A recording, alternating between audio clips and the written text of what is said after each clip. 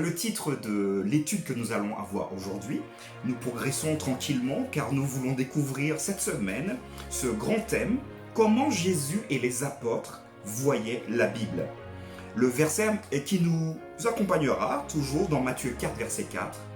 Jésus répondit, il est écrit, l'homme ne vivra pas de pain seulement, mais de toute parole qui sort de la bouche de Dieu. Prions ensemble. Notre Père Céleste, nous te demandons ton Saint-Esprit, parce que nous allons nous plonger dans le texte biblique.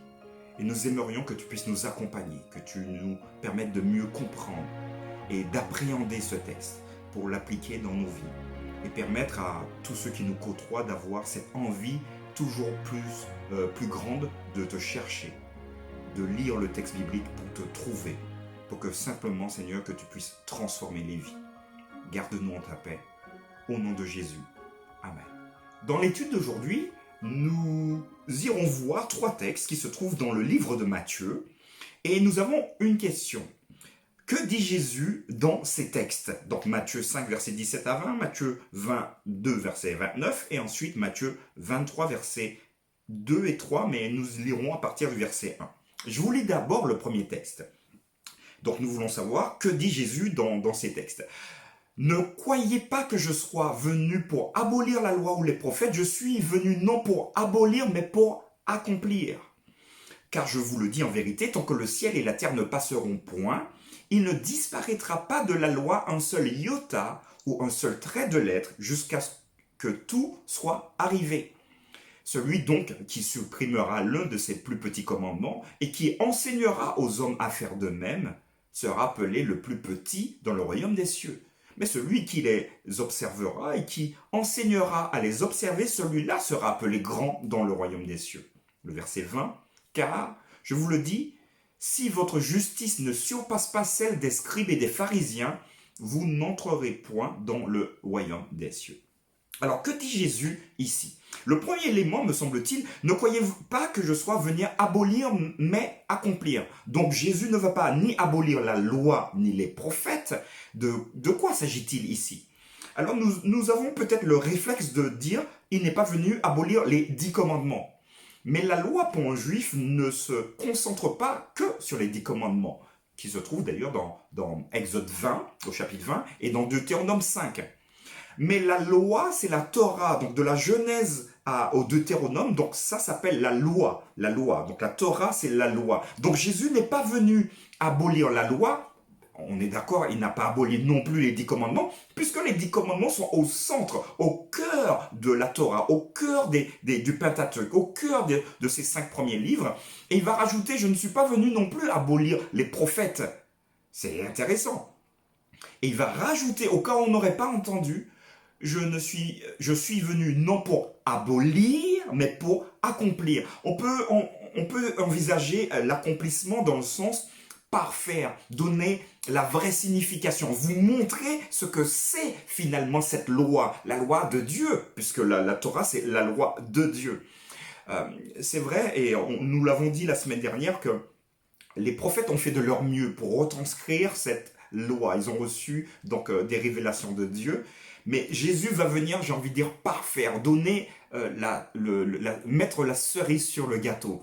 Vous voulez avoir un beau gâteau? Très bien, vous l'avez déjà, mais il manque la cerise. Et la cerise, ici, c'est Jésus. C'est lui, au travers de ses œuvres, au travers de sa pensée, de ses enseignements, c'est à ce moment-là qu'on peut vraiment prendre conscience de l'objectif qu'avait Dieu pour nous, pour chaque être humain.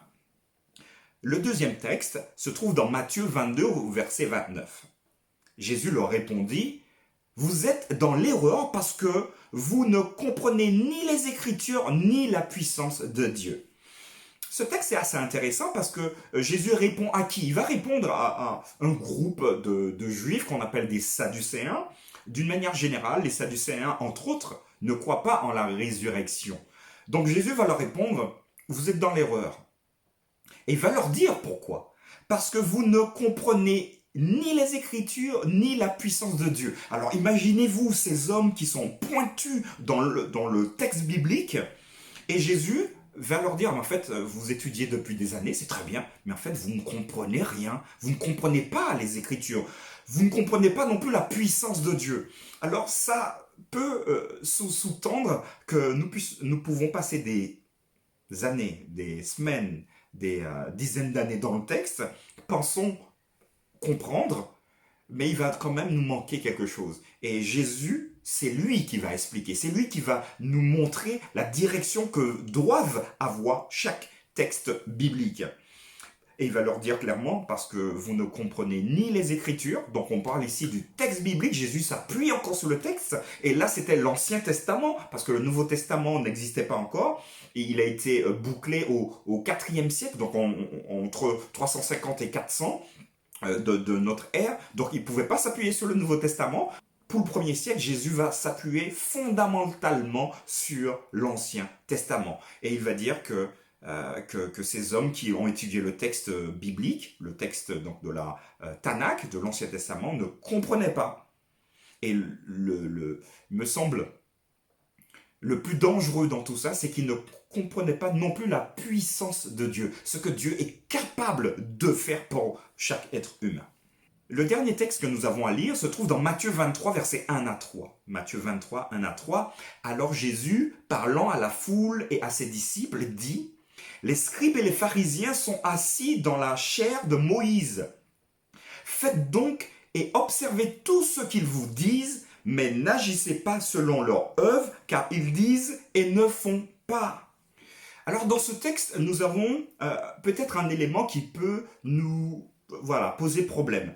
Donc, alors Jésus, parlant à la foule et à ses disciples, dit: les scribes et les pharisiens sont assis dans la chair de Moïse. Qu'est-ce que ça veut dire l'expression dans la chair de Moïse? Simplement parce qu'ils ont l'autorité. De la même manière que Moïse avait l'autorité pour la parole, les scribes et les pharisiens, ils ont également la même autorité. Donc Jésus ne va pas contester leur autorité parce qu'ils sont à la bonne place, mais il va leur dire quelque chose de particulier. Faites donc et observez tout ce qu'ils vous disent. Donc ça veut dire que parce qu'ils parlent du texte biblique, donc faites ce que le texte dit, mais n'agissez pas selon leur œuvre. Quand nous lisons donc Matthieu, nous voyons bien que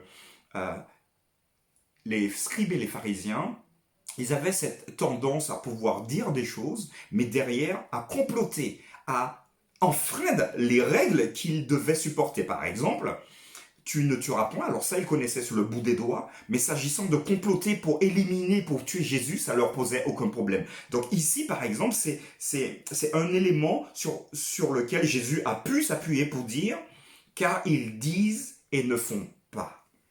Jésus enseigna à ses disciples l'obéissance à la parole de Dieu et à la loi. Il ne doute jamais de l'autorité ou de la pertinence de l'écriture. Au contraire, il se référait constamment à la parole de Dieu comme étant la source de l'autorité divine. Et aux Sadducéens, il dit: vous êtes dans l'erreur parce que vous ne comprenez ni les Écritures ni la puissance de Dieu. Nous l'avons lu tout à l'heure. Jésus a enseigné qu'une simple connaissance intellectuelle de la Bible et de ses enseignements était insuffisante pour connaître la vérité et plus important encore, pour connaître le Seigneur qui est cette vérité.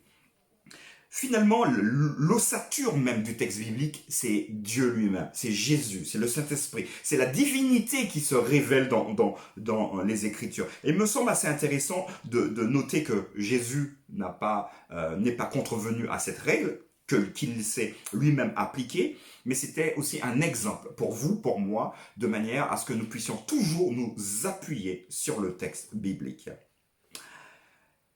Nous allons lire maintenant une seconde référence, Matthieu 22, versets 37 à 40. Et nous avons une question au sujet de la vision de Jésus sur la loi de Moïse. Que nous dit ce texte? Alors, Matthieu 27, 37 à 40, Jésus lui répondit: tu aimeras le Seigneur ton Dieu de tout ton cœur, de toute ton âme et de toute ta pensée. C'est le premier et le plus grand commandement. Et voici le second qui lui est semblable: tu aimeras ton prochain comme toi-même. De ces deux commandements dépendent toute la loi et les prophètes. Que nous dit donc Jésus ici? Alors, je vois certains chrétiens dire, ben tu vois, donc finalement Jésus a annulé les commandements pour nous présenter deux nouveaux commandements, et c'est à ces deux commandements que nous devons nous attacher. Premièrement, tu aimeras le Seigneur ton Dieu de tout ton cœur. Donc là, c'est parfait. Et le deuxième, tu aimeras ton prochain comme toi-même. Tous les autres, on l'oublie. Je crois qu'il est juste de penser qu'effectivement Jésus a annoncé deux principes. D'ailleurs, le verset 40, de ces deux commandements dépend toute la loi et les prophètes. Alors donc du coup, si toute la loi dépend de ces deux commandements, ça veut dire que la loi n'a pas été supprimée ou abolie. Donc ça c'est la première référence. Mais j'ai envie d'aller un peu plus loin pour vous dire que Jésus ne va pas inventer le couteau à beurre. Qu'est-ce que je suis en train de dire? Il reprend simplement des textes ici, dans cette référence de Matthieu, des textes de l'Ancien Testament. Pourquoi? Dans Deutéronome 6, verset 5, je vous le mets juste en bas, il va synthétiser donc le fait d'aimer Dieu. Et il va prendre textuellement ce passage. Et ensuite, dans Lévitique 19, verset 18, ça l'est écrit. Mais je pense qu'il faille qu'on le lise ensemble, parce que c'est important. Je crois que c'est fondamental de comprendre que ici, Jésus ne change pas la loi, mais va conforter tout ce qu'il a dit précédemment. Donc Deutéronome 6, verset 5, je vous lis le texte. Littéralement, tu aimeras l'Éternel ton Dieu de tout ton cœur, de toute ton âme et de toute ta force. Voilà ce que Deutéronome dit. Donc quand Jésus va le reprendre, en fait Jésus, il n'annule rien du tout, il prend simplement les textes qui sont directement dans la Bible. Le deuxième texte qui me semble être assez intéressant, c'est Lévitique 19, verset 18, précisément la deuxième partie du verset 18. Écoutez, c'est quand même curieux, voire intéressant. Tu aimeras ton prochain comme toi-même. Je suis l'Éternel. Donc finalement, Jésus n'a rien inventé en Matthieu 22, 37 à 40. Il s'est simplement appuyé sur le texte biblique pour nous proposer ces deux références. Dans cette déclaration au docteur de la loi, Jésus résume les 10 commandements donnés à Moïse près de 1500 ans plus tôt. Il faut noter, comment Jésus se concentre sur la loi de l'Ancien Testament et l'élève au plus haut niveau. Beaucoup de chrétiens ont conclu à tort, je répète, beaucoup de chrétiens ont conclu à tort qu'ici, un nouveau commandement fut donné et donc, en quelque sorte, la loi de l'Ancien Testament est maintenant remplacée par l'évangile du Nouveau Testament. Je crois également que c'est une erreur de penser ça. Donc si vous êtes chrétien, si vous regardez cette vidéo, Jésus n'a rien inventé. D'ailleurs, il dit qu'il n'est pas venu abolir. Et Jésus n'a pas inventé non plus de nouvelles lois qui, je viens de le montrer, nous l'avons vu dans le texte biblique, existaient déjà. Il va dire que voilà la base de tout ce que j'ai enseigné aux prophètes et voilà la base de tout ce que j'ai enseigné aussi pour la loi. Mais le fait est que ce que Jésus enseigne est basé sur la loi de l'Ancien Testament. Christ avait dévoilé et révélé la loi plus pleinement de sorte que de ces deux commandements, nous dit le texte, de ces deux commandements, donc un résumé des 10 commandements, mais plus largement de toute la loi, sortent les fondements même de Dieu, de l'amour de Dieu. De cette façon, Jésus élève aussi tout l'Ancien Testament quand il dit la loi et les prophètes. Donc, c'est même pas une partie de l'Ancien Testament, hein. C'est même pas la partie du Pentateuque, de la Torah, donc Matthieu, Genèse, Exode, Lévitique, Nombre, Deutéronome, les 5 premiers livres de la Bible. Il va rajouter également les prophètes. Donc, on ne peut pas se dire, finalement, il faut enlever une partie. Non, Jésus englobait vraiment tout ça sur deux bases, aimer Dieu et aimer également son prochain. Christ a indiqué que les Écritures étaient d'une autorité incontestable et nous devrions faire de même. Je répète, Christ a indiqué que les Écritures étaient d'une autorité incontestable et nous devrions faire de même. La Bible doit être présentée comme la parole du Dieu infini, comme la fin de toute controverse et le fondement de toute foi. C'est une citation d'Ellen White qui se trouve dans les leçons du Christ, pages 39 et 40. Je crois qu'il est important, les amis, de dire que pour Jésus, il était hors de question de prêcher, d'enseigner que les textes de l'Ancien Testament étaient abolis. Et d'ailleurs, il va le dire d'une manière très claire. Pour nous aussi, c'est une invitation à comprendre que dans l'Ancien Testament, nous avons les bases pour mieux comprendre le Nouveau Testament aussi. Une dernière question pour finir. Quelle source d'autorité concurrentielle, famille, philosophie ou culture, le cas échéant, pourrait être opposée à votre soumission à la parole de Dieu? C'est une question de réflexion personnelle. Je vais la retranscrire en disant, est-ce que votre famille prend la place de la parole de Dieu?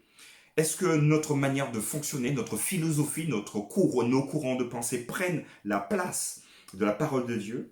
Est-ce que notre culture, et ça c'est encore plus compliqué, est-ce que notre culture peut ou devrait prendre la place de la parole de Dieu? Ce sont des questions quelque part rhétoriques, mais en rentrant en profondeur, parfois on se dit que notre culture a un fort impact et peut nous voiler les enseignements de la Bible. Et je nous invite, vous et moi, à faire une attention particulière quand nous étudions la Bible, de toujours la mettre au-dessus de la famille, au-dessus de la culture, au-dessus également des conceptions. Je vous souhaite une belle journée. Et demain, nous verrons Jésus et toute l'Écriture. Portez-vous bien et je vous dis à bientôt.